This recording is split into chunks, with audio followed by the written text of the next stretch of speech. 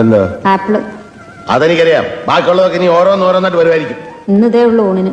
എന്താ ചോറും കറിയൊന്നും വെച്ചില്ലേ? ഇല്ല, ഇതും നിന്ന് വെള്ളവും കുടിച്ചാൽ മതി. വേണേ രണ്ടെണ്ണോട് തരാം. അത് നിന്റെ മറ്റവനോട് കൊടുത്താൽ മതി. നിന്റെ ഇഷ്ടത്തിന് എനിക്കോരോന്നും ചെയ്തു തരാനല്ല കാശ് നിന്നോട് നിർത്തിയിരിക്കുന്നത്. എന്തോന്നാ നിനക്ക് ഇവിടെ ഇത്ര മലമറിക്കുന്ന പണി? മലമറിക്കാൻ ഇത്രയും പ്രയാസമല്ലേ? തർക്കുത്തരം പറയുന്നോ? മിണ്ടാണ്ട് നിന്നാ വായിൽ കൊഴുക്കട്ടെയാണോ ചോദിക്കും. മിണ്ടിപ്പോയ തർക്കുത്തരായിപ്പോ. ഇതെന്തോന്നാടാ അപ്പനെ? എന്നാ നേരെ വല്ലതും ചെയ്യാനുള്ള സൗകര്യം ഉണ്ടോ? അതുമില്ല. മര്യാദക്ക് ജോലി ചെയ്യാൻ നിനക്ക് എന്തോന്നാണ് ഇവിടെ ഒരു കുറവ്?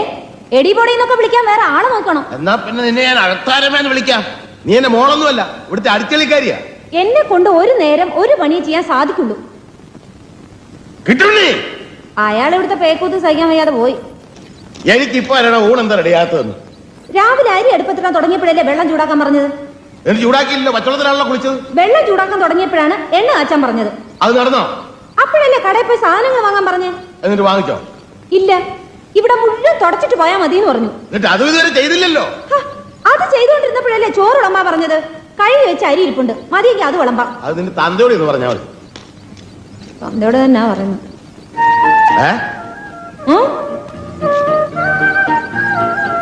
ഒരു മണിക്കൂർ വേറെ ഒരു ജോലിയും പറയാതിരുന്ന ചോറുണ്ടാക്കി തരാം. എനിക്ക് വേണ്ട.